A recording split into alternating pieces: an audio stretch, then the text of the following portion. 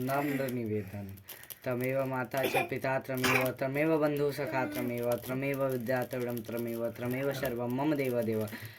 वसुदेव सूत देव कंचान हृदरम देवकी परम आनंद कृष्ण वंदे जगतगुरु। श्रीमद् भागवत गीता साक्षात भगवान की दिव्य वाणी है। इसकी महिमा अपार है, अपरिमित है। उसका यथार्थ में वर्णन कोई नहीं कर सकता। शेष महेश गणेश भी इसकी महिमा को पूरी तरह से नहीं कह सकते, फिर मनुष्यों की तो बात ही क्या है। इतिहास पुराणों आदि में जगह जगह इसकी महिमा गाई गई हैं, परंतु जितनी महिमा इसकी अब तक गाई गई हैं उसे एकत्र कर लिया जाए तो भी यह नहीं कहा जा सकता कि इसकी महिमा इतनी ही है। सच्ची बात तो यह है कि इसकी महिमा का पूर्णतया वर्णन हो ही नहीं सकता। जिस वस्तु का वर्णन हो सकता है वह अपरिमित कहाँ रही, वह तो परिमित हो गई। गीता एक परम रहस्यमय ग्रंथ है। इसमें संपूर्ण वेदों का सार संग्रह किया गया है। इसकी रचना इतनी सरल और सुंदर है कि थोड़ा अभ्यास करने से भी मनुष्य इसको सहज ही नहीं समझ सकता है, परंतु इसका आशय इतना गुण है, गंभीर है कि आजीव निरंतर अभ्यास करते रहने पर भी उसका अंत नहीं आता।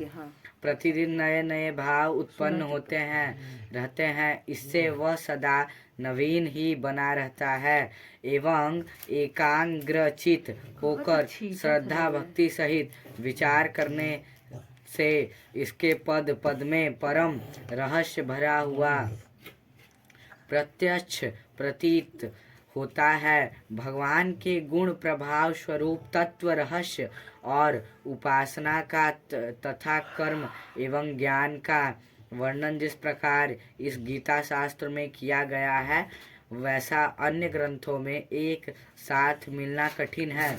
भगवत गीता एक ऐसा अनुपमेय शास्त्र है जिसका एक भी शब्द सदुपदेश खाली नहीं है। गीता में एक भी शब्द ऐसा नहीं है जो रोचक कहा जा सके। इसमें जितनी बातें कही गई हैं वे सभी अक्षर यथार्थ है। सत्य स्वरूप भगवान की वाणी में रोचकता की कल्पना करना उसका निरादर करना है।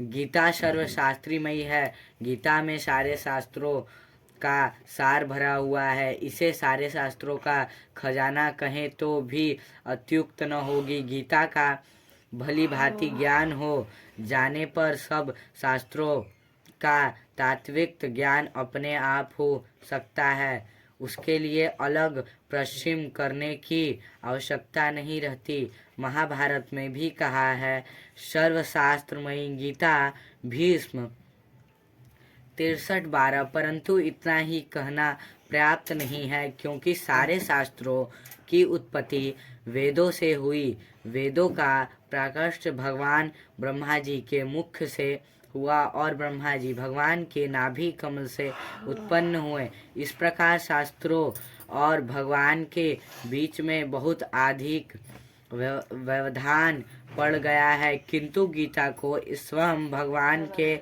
मुखर विंद से निकली है, इसलिए उसे सभी शास्त्रों से बढ़कर कहा जाए तो कोई अत्युक्त न होगी। स्वयं भगवान वेद व्यास ने कहा है, गीता सुगीता कर्वस्य कि मैंने शास्त्र में ग्रंथे या स्वयं ब्रह्माभस्य मुखंड पारदिनी सुता। महाभीष्म ने कहा है, 6312 गीता का ही भली प्रकार से श्रवण कीर्तन पठक पाठन मन और धारण करना चाहिए। अन्य शास्त्रों के संग्रह की क्या आवश्यकता है, क्योंकि वह स्वयं ब्रह्मा नाभ भगवान के साक्षात मुख कमल से निकली हुई है। इस श्लोक में विष्णु नाम शब्द का प्रयोग करके महाभारत का रने करने यही बात व्यक्त की है।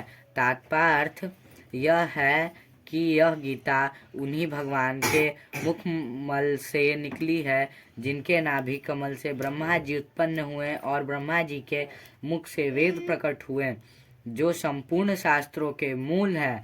गीता गंगा से भी बढ़कर है।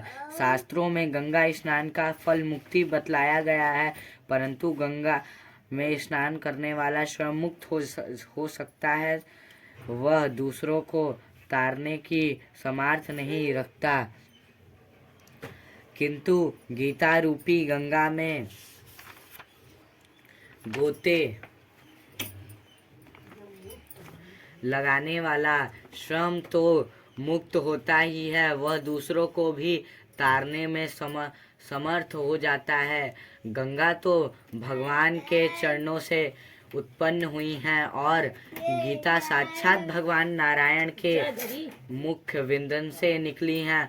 फिर गंगा तो जो उसमें आकर स्नान करता है उसी को मुक्त करती हैं, परंतु गीता में घर घर में जाकर उन्हें मुक्ति का मार्ग दिखलाती हैं।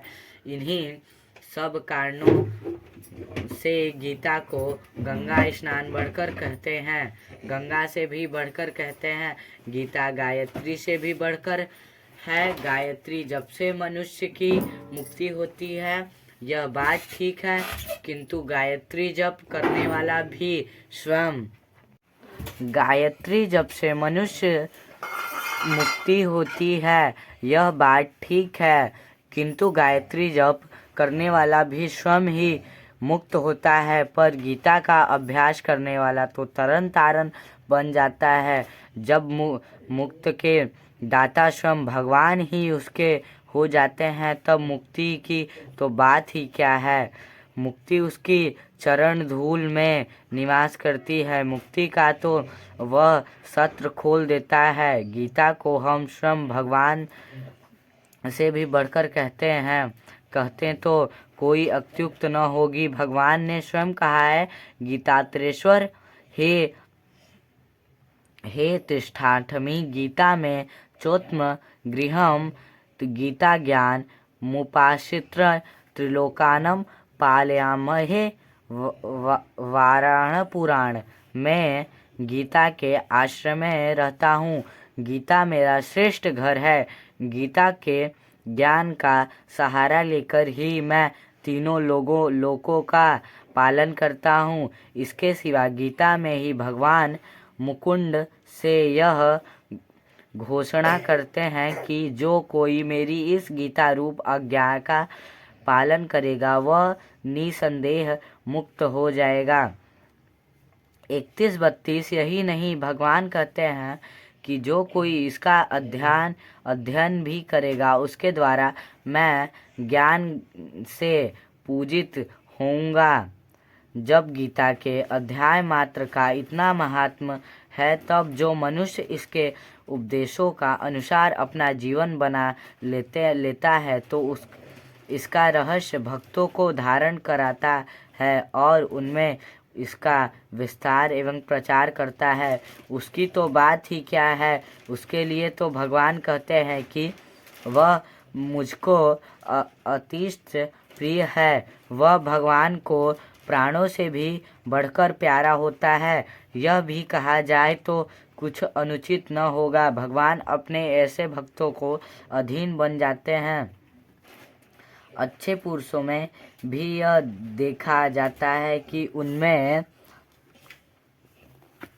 सिद्धार्थों का पालन करने वाला जितना उन्हें प्रिय होता है, उतने प्यारे उन्हें अपने प्राण भी नहीं होते। गीता भगवान का प्रधान रहस्यमय आदेश है। ऐसी दशा में उसका पालन करने वाला उन्हें प्राणों से भी बढ़कर प्रिय हो, इसमें आश्चर्य ही क्या है।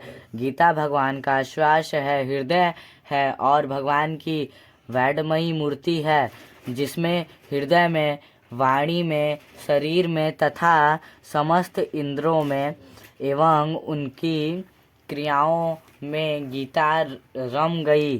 है वह पुरुष साक्षात गीता की मूर्ति है। उसके दर्शन, स्पर्श, भाषण एवं चिंतन से भी दूसरे मनुष्य परम पवित्र बन जाते हैं। फिर उसके आज्ञा पालन एवं अनुकरण करने वालों की तो बात ही क्या है। वास्तव में गीता के करने वालों की तो बात ही क्या है। वास्तव में गीता के समान संसार में यज्ञ, दान, तप, तीर्थ, व्रत, श्रम है और उपवास आदि कुछ भी नहीं है। गीता साक्षात भगवान श्री कृष्ण के मुखार विंदन से निकली हुई वाणी है। इसके संकलन करता श्री व्यास जी है। भगवान श्री कृष्ण ने अपने उपदेश का कितना ही अंश तो पक्षों में ही कहा था, जिसे व्यास जी ने ज्यों का त्यों रख दिया। कुछ अंश जो उन्होंने गंध में कहा था, उसे व्यास जी ने स्वयं श्लोकबद्ध कर लिया।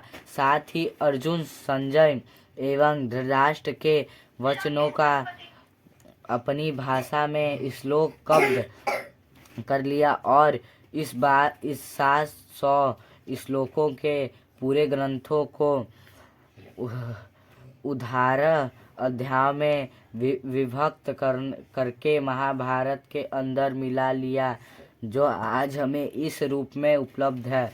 गीता का तात्पर्य। गीता ज्ञान का आधार समुद्र है। इसके अंदर